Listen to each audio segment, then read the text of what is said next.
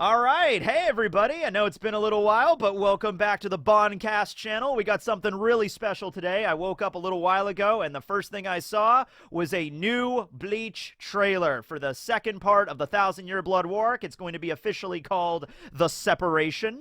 Of course, referring to Ichigo and Uryu because, they're not on the best terms right now. Hopefully they can make up at some point. You know, the Ichigo-Uryu dynamic. I mean, that's Bleach right there.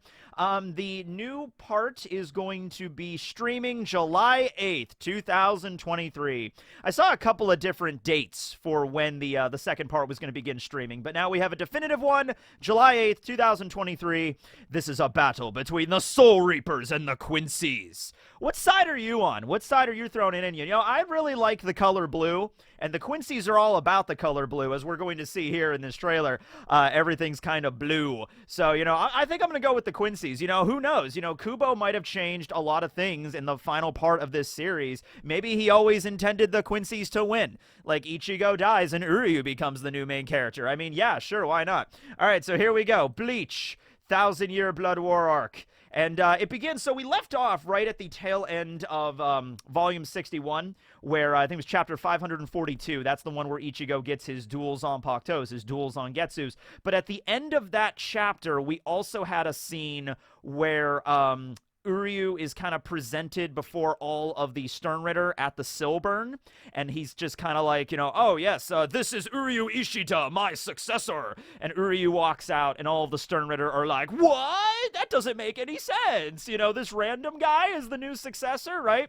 And so this is, we did not see that scene in the anime yet. We saw the scene, I think, of just Uryu presenting himself to Yuha, and he's wearing the outfit. We saw that in the anime, but we had not seen the scene yet where he presents him to the entire Silburn and all the Quincy's. And this is a scene that takes place a little bit after that scene, where Yuha is actually conducting the blood ritual with Uryu. They're sharing blood, and in exchange for that, Yuha basically takes a sake cup of blood, presents it to Uryu, he drinks it, and that's purportedly how you get one of the script, one of the Quincy letters. And so his letter becomes A, which I don't know if I should spoil what the A stands for, but let's just keep going. Let's just keep going with the yeah, why not, right? Actually, you know what? I've spoiled everything else on BAN-KAST up until now. The A stands for apple. Uryu's ability is Sternritter A, the apple. You might think it's not that powerful, but remember, an apple a day keeps the doctor away, and Uryu controls all the apples, so everybody gets sick. It ties back to the symbolism of his father being a doctor, and, it's just, that's how it goes, right?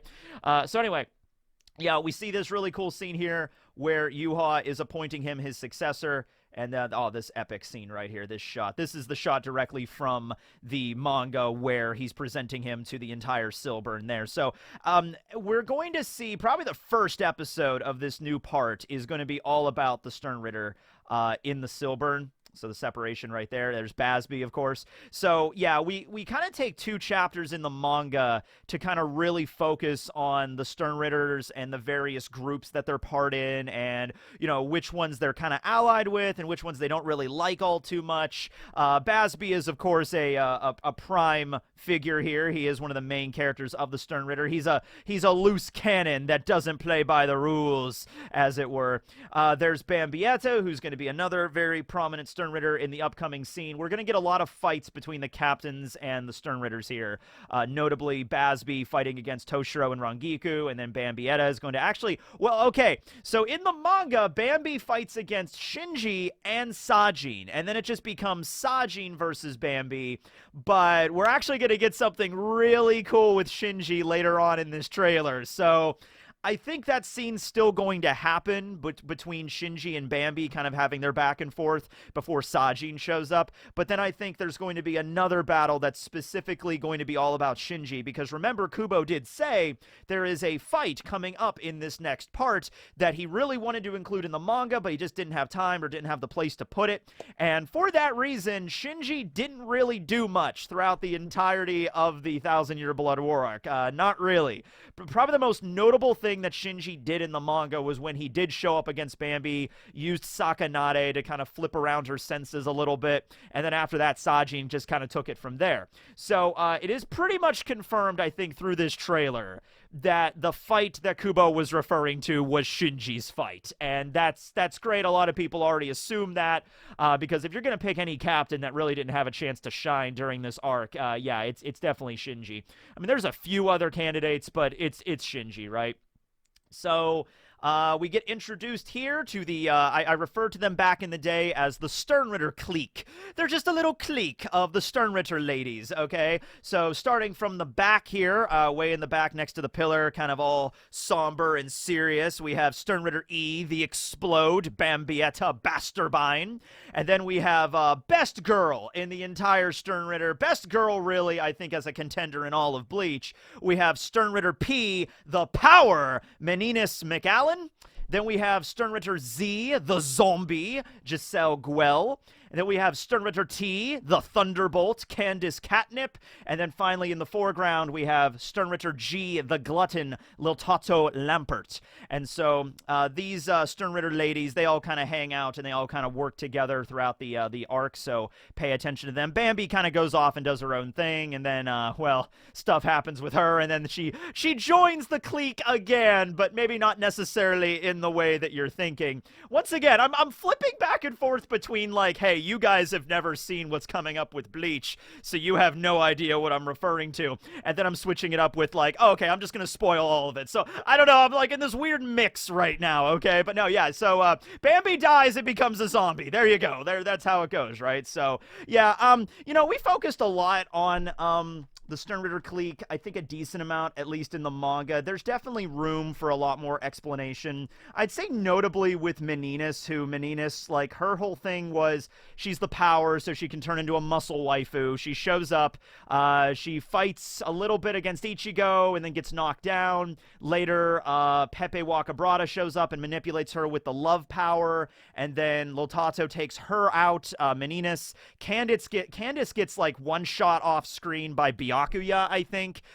She fights Ichigo a little bit. Ichigo is just way too strong for her, and then she comes back, and I think Byakuya just takes care of her off screen. And then Giselle, which Giselle has an interesting interaction with Yumachika later, and her ability is probably the most unique because it's the zombie, and she's able to resurrect the dead in kind of a weird way. You know, she manipulates various Shinigami to fight for her, and then that's going to lead into a fight with Mayuri, which is, Mayuri gets, I think, more fights than, well, I shouldn't say that. I have to actually sit down and calculate how many fights each individual captain gets, but Mayuri is one of Kubo's favorite characters, so if there's one captain that's going to get a lot of screen time during this final arc, it was definitely Mayuri. So, yeah. So that's the Sternritter clique there. Then over here we have Sternritter S, Maste Masculine, and Sternritter K, BG9, who's like a robot cyborg Quincy, but he's still like, he can still die and stuff because he gets executed by Hashwolf in the manga. So, I mean, like, he's a robot, but he still has, like, you know, he cares about his own well-being and his own mortality. He's like, oh, please, Hashwolf, do not terminate me, you know, so, yeah. Now, out of all of the Sternritters, we only get two that we do not know what their letters meant, and that is BG9 letter K, which is primarily thought of to be the knowledge, because he's a robot, and he's always about, like, studying various Shinigami, and he knows a lot of things, and he's like, yes, Captain of Squad 2 and the Stealth Corps, Soy Phone, your abilities are as listed, you know, whatever. And so, yeah, it's probably Sternritter K is the knowledge, or maybe the knowledgeable. That would, I think, make the most sense for him. And then there's also Sternritter N, who is another favorite of mine, and that's Robert Akutron, who kind of looks like a weatherman for Channel 6. But he was the one that fought against Shunsui in the first part, and we don't even get to know what his letter is either. We have really no idea about what his letter is. I mean, BG9 is kind of obvious because of him being a robot and all, and always spouting off facts and things. But with Sternritter letter N, Robert Akutron, I literally have no idea. So also, we get this really cool scene here. It's coming up later. I gotta show you, because there's a parallel between this and Aizen and the Espada, which is great. Um, we have a scene here with Basby talking to Hashwolf. This is something I really want to be addressed earlier because Basby, out of all of the Sternritters, gets the most backstory. In that we actually, I guess Basby and Hashwolf both get backstory because we have a flashback with both of them, okay? So we get that later, which is nice. But there is, I think, a lot more you could do with Basby and Hashwolf's relationship, their friendship, growing up as basically subjects under Yuha, and then deciding to join the Sternritter. You know, Basby's whole thing for joining the Sternritter was to kill Yuha at the end of the day, and then Hashwolf becomes his successor, like the other half of Yuha. And so after that, we're kind of left with a lot of questions at the end of that flashback. A couple of things, actually. Because, you know, Basby, like, he really wants to kill Yuha, and then he tries, and he fails, and then after that, the whole thing with Hashwolf occurs. I just feel like there's more stuff you could do with that, and definitely more stuff you can establish earlier on. And we're probably not going to get to Hashwolf and Basby's flashback in this part. If this is going to be, I'm thinking 3 parts easily, because this part, the separation, I think is going to be leading up to essentially when they storm the Soul Palace.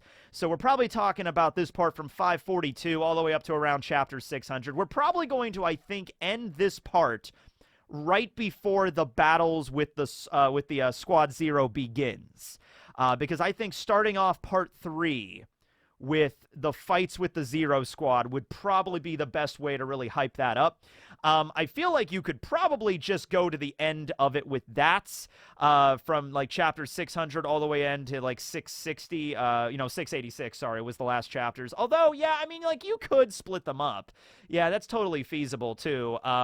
You could basically go to like chapter 640, maybe like right before the fights between like the Royal Guard begin, and then you could have part 4 as like the final part. Yeah, I guess you could do that. But we're probably not going to get the flashback in this part. It'll probably be part 3 is when that'll be tackled, and we can learn a little bit more about them. Let's see, there's just more here with Uryu. Look, they handled Uryu's character a lot better in the anime than the way that it was handled in the manga, where in the manga it was just literally like, okay, Uryu's in the world of the living, and then we just don't touch base with him for 40-something chapters. I think it was like closer to 50 or 60-something chapters. And then, boom, he's a member of the Sternritter now. It's just like, okay, the anime did a really good job of, filling in the gaps there of, like, what was up with Uryu's character, what was he doing in the world of the living while Ichigo was in Hueco Mundo and while the attack on the Seirete was happening. Like, what was Uryu up to? And it gave a little bit more establishment on, like, what Ryukin was up to, and then learning about Soken, and then the diary, and then he chooses to go to the Sternritter. So I'm hoping we just continue with that a little bit more, because once again, like, after this moment, we see Uryu joining the Sternritter in the manga, and he takes Yuha's blood, and he becomes Sternritter letter A, and then after that, we once again kind of just don't focus on him at all the way up until when he just shows up and then fights Ichigo. All right, so I feel like you could do more stuff with Uryu, just because the fact that it is the 1,000-Year Blood War arc, it's about Quincy's. Uryu really should be, like, the secondary main character to this. Like, it should be Ichigo and Uryu's story running in parallel. There should be a lot more focus on Uryu than what happened in the manga. So, we already are doing that in the anime with part 1, so I think part 2 is going to be the same way. Let's see. Here we go. Yes, I love this shot. All right. So this was something that was completely added in the anime. This was not something in the manga at all. But as you can see, I mean, the parallels to Aizen's Espada meeting at Las Noches during the Hueco Mundo arc. I mean, it's right there. But you know what? That shot of all of the Espada sitting around a table, the 10 Espada, and then Aizen at the head of it, drinking some delicious tea. That is such an iconic shot in all of Bleach. I mean, that was even in probably my favorite opening of Bleach, which was opening 7 After Dark, is that shot there. And so, like, you know, once again, you have it, just use it again, except build it up more, because there were only 10 Espada. Boom, there's like, you know, 20 plus something Sternritter. Granted, a lot of them are dead now, but, you know, the same premise applies here, okay? So you have the Sternritter, and it would make sense that they have a meeting table. Why wouldn't they have a meeting table, right? They're a military organization, you know? So, yeah. So let's expand this out a little bit further down here. I think it ends right with Pepe. Yes, it does. Okay, so let's roll that back a bit. All right. So they are in alphabetical order. However, some of them are dead at this point, so they will skip certain, like, they don't leave empty chairs for, like, for example, Kilhei, who died, or, you know, Driscoll, who's also got burned to cinders by Yamamoto. So starting at the head of the table, we, of course, have Sternritter B, the Balance, Jugram Hashwolf, who's the right-hand man of Yuha, is basically, like, literally the other half of Yuha. He becomes the ruler as Yuha sleeps. So this scene right here actually could be taking place while Yuha is asleep, and Hashwolf dons the mask of the ruler, as he puts it in the manga. So this could be literally him taking that title of the ruler and addressing all of the Sternritter, okay? Starting from his left, we have Sternritter letter D. Actually, Sternritter C is not present here, which leads to a few questions. Sternritter C is Pernida Parkjas, and it is the left hand of the Soul King. So it actually makes a lot of sense why Pernida's not here, because Pernida is one of the weirdest Sternritter that is actually a fragment of the Soul King himself. So, you know, I don't think Pernida's gonna go, and, like, and also Pernida, when we are introduced to, like, I don't even know, like, it, because it's, like, literally, it's a disembodied hand. I mean, you know, what pronoun do you use for that? It's a disembodied hand.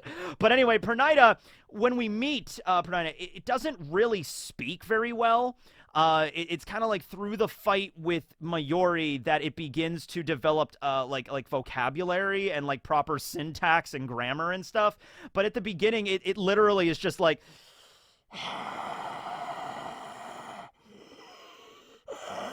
like, that's literally the conversation with Pernida. So maybe Pernida's off somewhere else, because, like, having a meeting, it wouldn't even maybe be able to understand what's going on.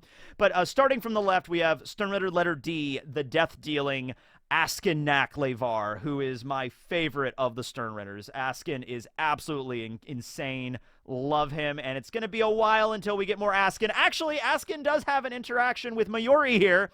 If they want to do it, like, well, okay, no, that wouldn't work if the fight happens, because literally that whole interaction was, you know, Askin attacks the R&D division, Squad 12, and Mayuri comes out wearing his fancy glowy armor, which we're going to see later in the trailer, and then he's like, "Ah, Quincy's, would you like to fight me? I have all of this technology I prepared." And then Askin's just kind of like, "Yeah, no, screw that. I'm not dealing with you. You seem like you'd be a pain in the ass, and you're pretty creepy, so I'm just going to bounce." And then Askin just leaves. So no, that's totally Askin's personality. We got to keep that in there. Next up, we have Bambietta, Sternritter E, the Explode, then followed by Asnote, who is Sternritter letter F, the Fear, Sternritter G, Latato Lampert, the Glutton, Sternritter H, the Heat, Basby, and then now we're getting to Sternritter I, the Iron, Kangdu. Let's see here. A, B, C, D, E, F, G, H, I, J. Okay, yeah, J is next, and he's not there because J was the Gel, Kurhei Opie, so he's dead. So they're just kind of like, they just kind of scoot over. They just kind of remove his chair and then scoot everything down a little bit. Sternritter letter K, we do not know what it means. BG9. And then right there at the left, at the very end, we have Sternritter letter L, the Love, Pepe Wakabrata, who we're probably going to see Pepe's fight probably near the end, last couple of episodes of this. I'm okay if they don't expand on Pepe's fights at all. His ability is really creepy. When he goes into his Volt Standig, he basically just turns into Cupid, like with the diaper. So you have a large, like, old man wearing a diaper. Yeah, and he's, like, sticking his tongue out and stuff. It's not, yeah, we don't need to linger on that for longer than we need to. Moving over to the other side of the table, at the end near Hashwolf, we have Sternritter letter N. So we're skipping over L, M. Okay, so Sternritter letter M is not there. None of the Royal Guards are there, actually, now that I'm looking at this. Yeah, so just so that, yeah, well, okay, Askin is there, but he gets promoted to the Royal Guard later. Okay, so he's not a member of that yet. In fact, when the Royal Guard show up at the Soul Palace, I think it was Gerard Valkyrie that was just like Gerard Valkyrie that was like, oh, by the way, yes, so the only one promoted from the lower ranks was you, Askin. All right, everybody else is, yeah. So I guess that makes sense. The Royal Guard wouldn't be present. But we have Robert Acutron there as letter N. We don't know what that means. And then letter O was Driscoll Birchie, and he's dead, so he's not there. So we're cutting right over to Meninas. You can see her a little bit there. Meninas McAllen, Sturmiter P, the Power, followed by S, the Superstar, who is Maste Masculine, who is honestly, fun fact, is not actually that guy. The real user of Sternritter, like the letter S, the script of S, is actually James, who is like his little like fellow that just hangs out with him and always just like, yeah, Superstar, you can do it. And so later, like Kubo actually does reveal that James is the bearer of the script. And Maste Masculine is just kind of the manifestation of the power. But it would make sense for Mass to be there and not James, because James is just this short little fellow that's just like, oh, I'm a little bit scared, you know, so it makes sense that Mask is there. All right, following up S with T, and we do see Candace. She's a little bit obscured there, but Candace Catnip, letter T, the Thunderbolt is there. Moving on to letter U, who is Sternritter, the Underbelly,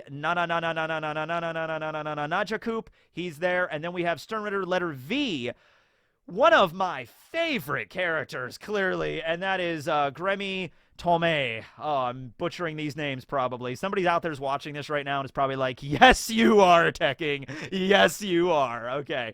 Well, anyway, we have Gremy, and he's the Visionary, and kind of interested that he showed up and he didn't send one of his little imagination creations to go and hang out at this meeting. So he at least will attend the actual meeting.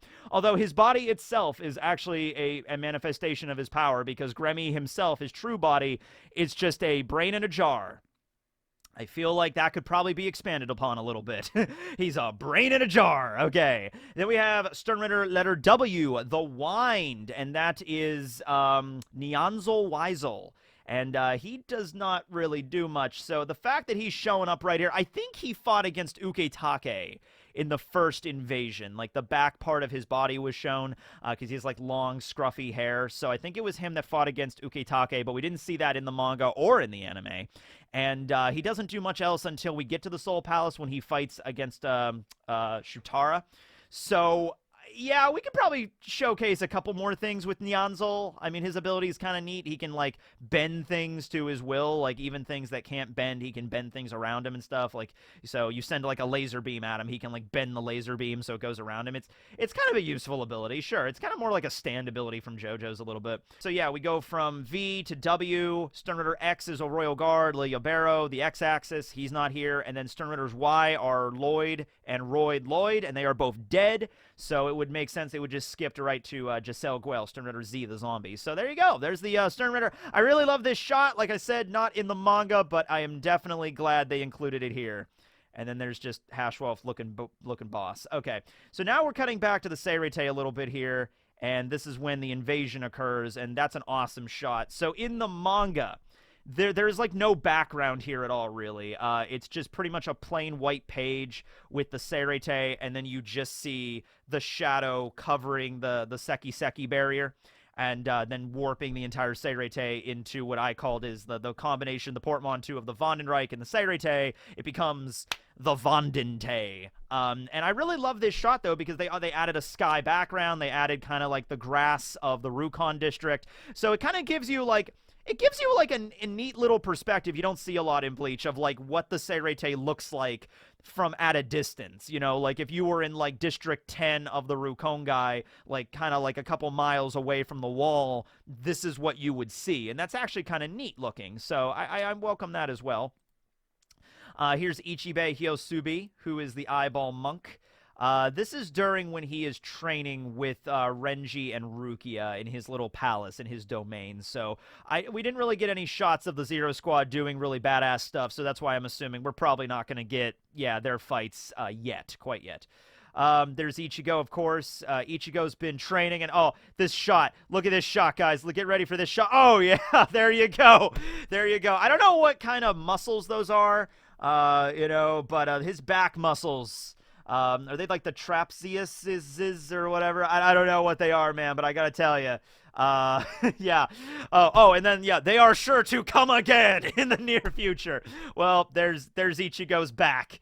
There's Ichigo's back. These Stern Ritter are about to get wrecked, ladies and gentlemen. Ichigo's been working out. All right, yes, yes, yes.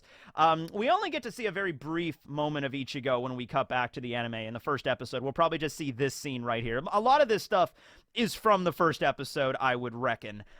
We see a shot of Ichigo because this is very fitting that they chose to like have the break right here, because if you guys remember way back in the day, I think it was between chapters 542 and 543 was a break of I think maybe 544. It was like a couple later, but right around this time there was like a month-long break of Bleach. Might have been even longer than that, where Kubo traveled to Germany to do some research.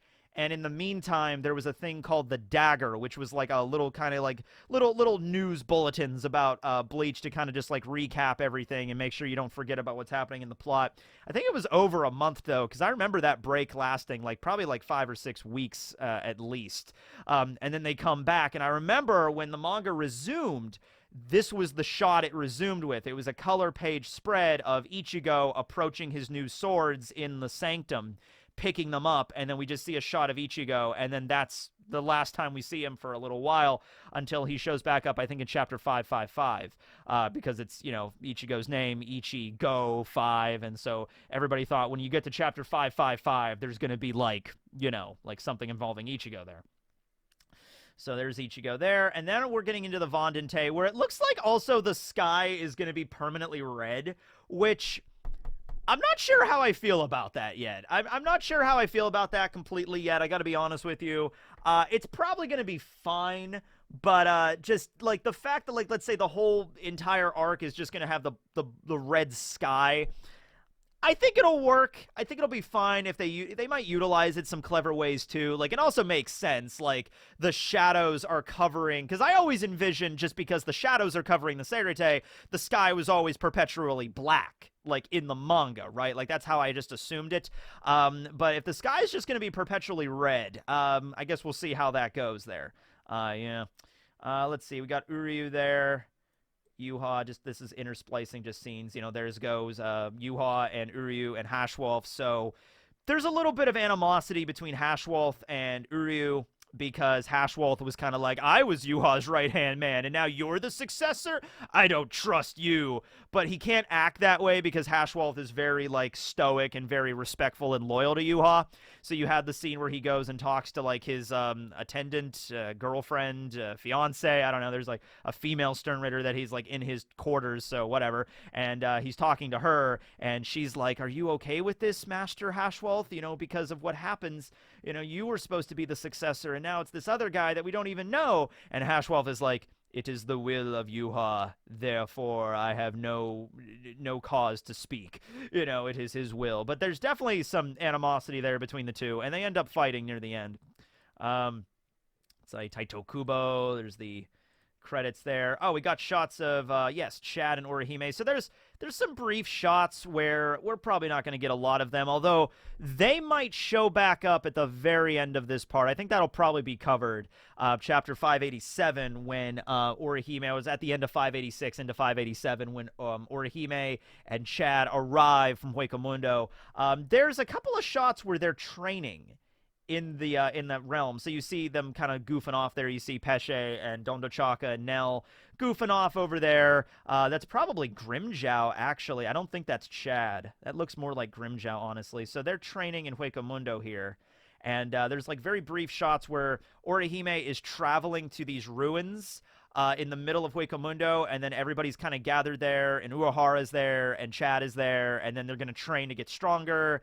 And then Urahara gives Orihime a very revealing outfit, and then they go into the Seirete to help Ichigo. So, yeah, we'll probably, maybe that'll be expanded on a little bit there, exactly what kind of training they're doing in the ruins, and, you know, why they had to travel all the way there, because they're, like, hanging out, like, where they rescued Dondochaka, and they fought against Kurhei. And then it's just like, okay, we need to travel across like hundreds of miles of desert to arrive at these ruins to train. It's like, okay, why? And it's weird because like Urahara goes on ahead, and then Chad goes by himself, and then Orihime has to travel by herself. So it's weird. It's like, okay, we all need to go to these ruins.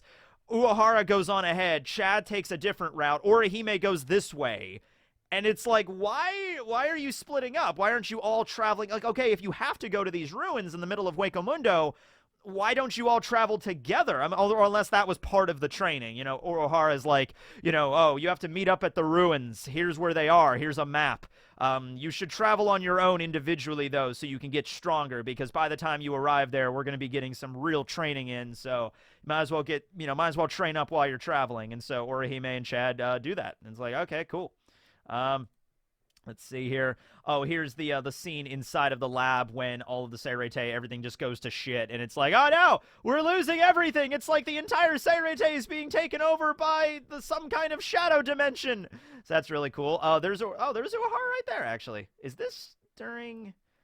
That might because this is probably during the very end of the part, I'm assuming, where Uehara is helping Ichigo and the crew in the research and development lab to launch into space, to launch into, you know, the Soul Palace there. That has to be what this scene is from.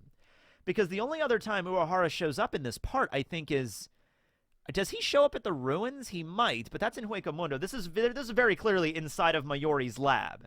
Because Mayori's lab, he modifies to not emit any shadow, so the whole lab is bathed in, like, LED light panels. Okay, so this is clearly where that scene is taking place, so it has to at least extend all the way to that part, because otherwise this scene just wouldn't be happening. Let's see, there's Rangiku and there's Toshiro. They're going to fight against Basby. So we got a couple more scenes here of the trailer. I'm just going to skip through this here where we get to see their fight happen. Oh my god, Rangiku's so adorable. She's like, oh, you're so cute when you rely on me, Captain. I love that. I love that. I love this fight. I love this fight because this is how Toshiro fights, dude. It's like, okay, Toshiro loses his Bankai, so he only has his Shikai, so he's got to figure out another way to fight. So he's like, you know what? What do I have at my disposal that can help me fight? And it was like, okay, well, Rangiku's my lieutenant, and she has Hineko. I could maybe combine my Zanpakuto's ice with Hineko's ash, and I could do something cool with this. And he does. He ends up making these vacuum ice blades, so it's really cool, because Toshiro really sat down and thought about this long and hard, of, like, how I'm going to fight without a Bankai, and he comes up with some really clever techniques. At the end of the day, they don't really work against Basby, because Basby is, like, really, really powerful, but, like, I appreciate the hustle from Toshiro. I appreciate him, like, all right, I'm going to use my ice. It's just like, yeah, but how are you going to use your ice? And he's he's like Prodigy. He's like a genius. So it would make sense that he would come up with some of the cooler ways to fight without his Bankai. Oh, that's the nice shot there. That's cute. All right, so then we have Kangdu showing up, who is the one that actually did steal Daigura and Hyorimaru. So Toshiro fights against Basby a little bit. Not a great fight because Basby uses fire, although Toshiro kind of even compensates for that by his new vacuum ice walls and vacuum ice blades that can fight against fire. But then Kangdu gets the drop on them because he's the one that actually stole Daigura and Hyorimaru. So the fight then begins with Kangdu against Toshiro. And then we have BG9 against Soifone right here. There's Marechio. He has a little bit of involvement there. Soifone using her Shunko. Her wind Shunko is in this. That's cool. That's a nice shot there. That's, I think, a little bit more added on than in the manga. We only get kind of like the one panel of her striking the pose. I think the pose is a little bit different than in the manga, but I love it. It's a lot more, it's like more widescreen because it's anime. So you pan out a little bit more and you get to see like, oh, dude, that is badass. You know, like exactly the full scope of how she can control the wind. So that's pretty neat. Then we have Mask Masculine. So Mask is going to fight against a few people. Fights against, he fights against Shuhei at first, and then Kensei shows up, and then Rose shows up, and then after that, Renji shows up. So Mask goes through a gauntlet of various Soul Reapers for a while there. I actually really liked the scene where Kensei fought him. And then showcasing all the different versions of his Tekken Tachikaze, his Bankai. And then you got the one chapter, I think it was like half of a chapter really, where Rose uses his Bankai, Kinshara Butodan. And it's just like, my ability is to manipulate music. You will never be able to stop me. And then he just destroys his eardrums, and then he just like one-shots Rose. So that was unfortunate. That was unfortunate. But cool fights all around. And then, oh, here we go. Here's the headliner, ladies and gentlemen. We have the reveal of Nemu's low-cut glowy dress. There we go. No, we have Mayuri, who's wearing, I don't know if you would call this outfit iconic. I love Nemu's little top hat. I love the... Okay, do you think Mayuri made the costumes without any of Nemu's input? Or Nemu herself was like, Captain, I would really appreciate a top hat with a little bow tie on it for some reason. I have no idea. Either Mayuri decided to give Nemu a top hat with a bow tie, or Nemu specifically asked for a top hat with a bow tie.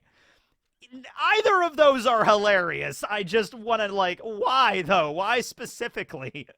All right. Anyway, this is Mayuri's glow armor, his shining armor that he develops because he's like, oh, the Quincy's control shadows.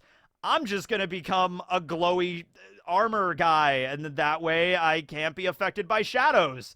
And it's like, okay, well, the glowy armor would definitely create more shadows, but, like, I get where he's going from. Like, maybe if they can manipulate shadows, they can, like, appear in his own shadow. So he's basically making it so there's, like, no shadow within, like, I don't know, like 100-yard radius around him. This thing is like a freaking, 40,000 lumen bulb or whatever. Like, this thing is going to output some light. So I think that's the main reason he built it, is just like, okay, no one's going to be able to get close to me, really, pretty much. Although you got to be careful about where you walk, because if he walked by a rock, the rock would create a shadow. So I don't know. It just looks really cool. It looks really cool. I guess Mayuri's trying to think outside the box here. He's like, okay, the Quincy's have shadow power, so probably light power will be able to fight them. That makes sense, right?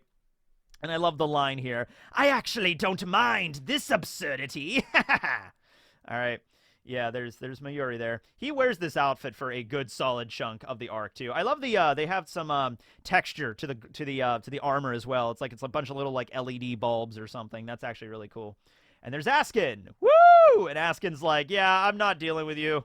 I don't know what this is. I don't care to know what this is. I'm going to leave. You go fight somebody else. You go fight the zombie girl. I'm just gonna peace out." And then Askin just leaves. Oh, here we go right here. Okay. Here it is. This is it. This is phenomenal. All right.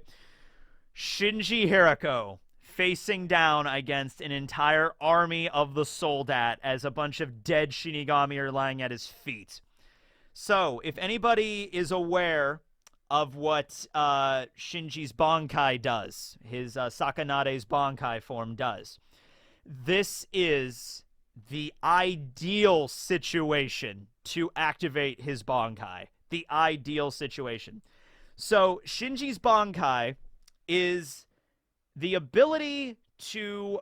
It takes all the enemies and turns them into allies, and then turns all your allies into enemies, is one way to look at it. Another way to look at it is that if you viewed somebody as an ally, you now view them as their enemy. I think that's a better way of phrasing it, okay? So it's not an ability, it's not a Bankai that should be used when he's around any of his allies. Because, for example, if he were to use his Bankai when he's close to Komamura, he'll activate his Bankai, and then Komamura will immediately begin to attack Shinji, because Komamura views Shinji as an enemy because they were allies before. So the best circumstances to use his Bankai is when there's none of his allies around. So there's no other Shinigami around. Momo's not around. No one around is around that he views as an ally. But if he's facing down impossible odds like this, which, I mean, okay, to be honest with you, like, if this is the only threat that he has to face, I'm pretty sure his just regular Shikai Sakanade would probably be enough to take care of this, like, riffraff, because he's just dealing with regular Soldats here. I'm really hoping that it's more than that. I'm hoping there's another Sternritter, like they use Robert Akutron here or something. You know, I guess Robert shows up a little bit later when he fights, when he's there and he gets the Aswallen done on him. So I guess that might not work. But like I hope he fights another Sterner, because like just the Soldat he's using his Bankai on, I guess that works. It'd be cool to just see the damn thing animated. But like, okay, so he's gonna activate his Bankai here, and he even says Bankai in the trailer, so we know he's activating it. And then all of these Soldat are just going to start massacring one another. They're just going to turn on each other and just start ripping each other to shreds. Like, that's going to be the scene. I hope there's a Sternritter involved, because other than that, I don't know why Shinji would waste a Bankai on this. Although, you know, he could use the regular Shikai of Sakanade and he would deal with it, but, like, the Bankai of this could literally mop up this entire army of Soldat in, like, 2 seconds. Because he activates the Bankai and all the Soldat are just like, whoa, no, boom, boom, boom, and they just start friendly firing into each other, and then like they're taken care of, and then Shinji can basically just sit on his little flower throne and just eat a sandwich while all of his enemies are just massacring one another. So that'd be pretty cool. That'll be pretty sweet to see. And he does say, Bankai here, I'm going to take all that and flip it on its head. Say it, say it, say it, say it, say it. Bankai! There it is, yes. And we see the beginnings of it as well, because his Bankai takes the form of, like, a flower that kind of opens up, and, like, the circle of Sakanade is, like, the beginning of the flower. It's actually a really cool-looking Bankai. So, there's that. We're going to get to see that. That's going to be neat. Let's see here. Oh, opening theme song is Stars by WOD. I've never heard of that. I got to look it up. That might have been the song that was playing in the background of this trailer that I obviously can't play you because copyright and various reasons. But I will check that out. Oh, damn. Here we go. Oh, Kokujo Tengenmyo Dongaijo. Oh, we even see a little bit, yeah, we even see a little bit of Komamura's human form, his little man-beast, you know, werewolf form. We see a little bit of it here. That's cool. So that's neat. That's going to be fun to see.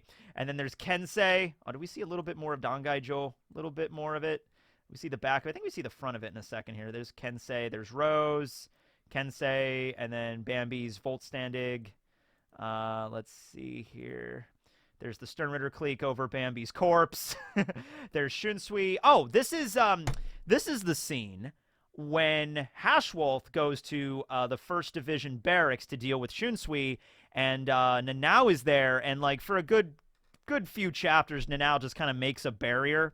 And then Hashwolf begins to break the barrier, and then Nanao makes another barrier, and then Hashwolf just kind of leaves. So we'll see what happens with that, because there is a big explosion that Shunsui, then he has to kind of step in there. So yeah, that's a cool shot. More of Ichigo's back. Man, they're really focusing on Ichigo's back muscles in this trailer. Yeah, there you go. Shirtless Ichigo, ladies and gentlemen. There you are. Okay, and then boom. Okay, this is the shot when he returns. This is actually the shot when he touches down. This is the shot right after the fight between Gremmy and Kenpachi. So we're definitely going to get up to this point. This is when he just kind of like manhandles all of the Sternritter clique. Yeah, like Candace especially just kind of tosses her around into walls for like 3 chapters. Oh man, I think we do get a little bit of Kenpachi's fight in this. Near the end. Nozarashi, I think we see the meteor touchdown, and then that's it. This is, I believe, when Toshiro gets his holified Bankai. So that's going to be really cool to see that form, unless we see... No, well, there's the blood from that. Oh, man! Iba's going to do stuff? Oh, please. Okay, can we please get the name of Iba's Zanbakuto? Like, please. Please, can we? Can we just get the name of the motherfucker? You know, like he takes out. Okay, it's in its sealed form right here. This is its sealed form, which is like a little Tonto because he's like a Yakuza guy. So can we please have him just release his damn sword so we know what it's called?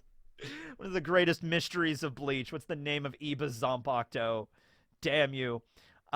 This shot is... Oh, this is BG9. This is BG9 releasing the missile salvos against... I don't know if that's against Marecchio or against Soifone. Probably against... Because he uses the missiles at one point, I think, to blow up the buildings that Marecchio's hiding in with his sister. So maybe that's that scene. But this seems like it's more of a fight against Soifone here. Ooh! Oh!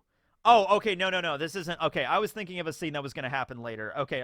I was thinking this was going to... This is, like, way ahead. This is, like, in the early 600s. This scene happens. No.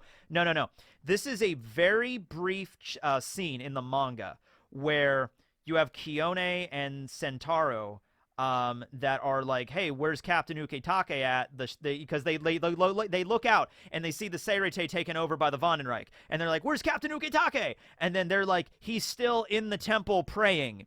And so they're not at the Seirete when the Vandenreich takes over. They are outside the Seirete and the Rokongai in a shrine dedicated to the right hand of the Soul King, the Mimihage, which is Ukitake was able to not die when he was a kid of his illness. The Mimihage actually resides inside of him as like his vessel, and so he's here at the shrine praying to the power of the Mimihage to extract it, to use it against the Quincy's. So this is a very, very, very brief scene in the manga. It's like half of a panel. So that's that moment. But I love how they included that there. That's neat. What is this scene? Huh. Person floating in the water carrying a sword. Is this part of Ukitake's backstory? Because it's right after... Wow, I actually don't remember this at all. Okay, so we see some banners. That's not the sigil of the Sternritter, though, so we can't be up to the Sternritter flashback yet. What is this shot? This is kind of bugging me. What is this scene right here? This is Kenpachi. Okay, this is Kenpachi. That's Yumachika and Ikaku. Okay, Ukitake. And then there's this scene. A person walking through the water with a Zanpakuto in their hand. They looked like a Shinigami. They are a Shinigami.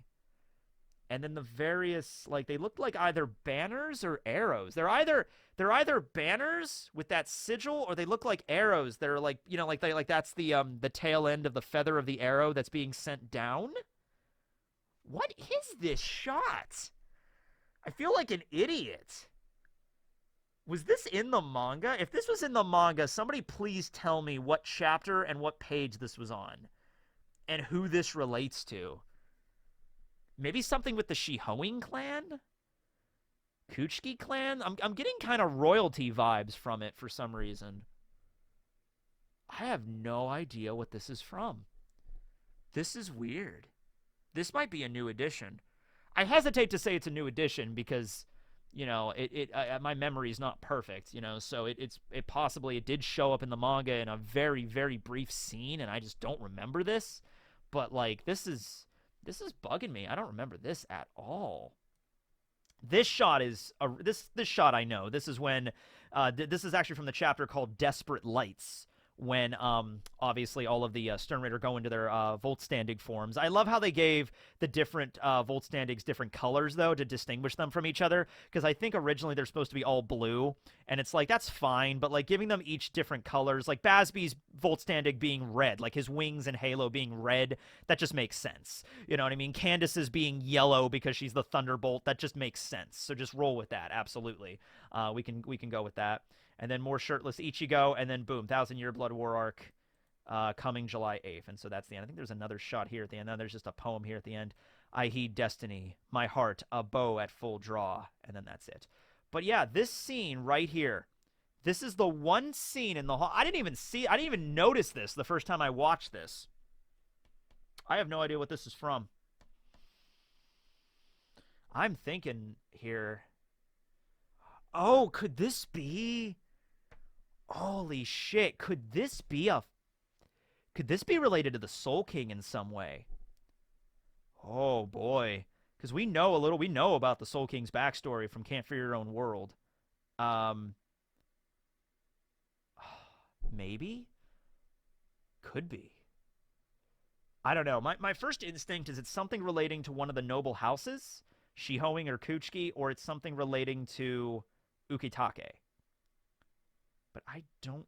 Yeah, they look like... I don't know. From this angle, they look like banners. From this angle, they kind of look like arrows that are being sent down. I'm not sure which. But let me know. Let me know. I have no idea what this is. But anyway, yeah, that's the trailer. How long was that? That was like 50 minutes for a 2-minute and 25-second trailer. I still got it, ladies and gentlemen. I still got it. All right, well, Yep, there'll be still some Bleach content to go now that we have a set date. I'll do some stuff leading up to it throughout the month of June. Probably should do something for Ichigo's birthday. That should probably be fun, so look forward to that. But thanks for watching, everybody. This is Tekking signing out. Let me know what you thought about the trailer below and what you're most excited for Bleach 1000 Year Blood War Arc Part 2, The Separation. Signing out. Later, everyone.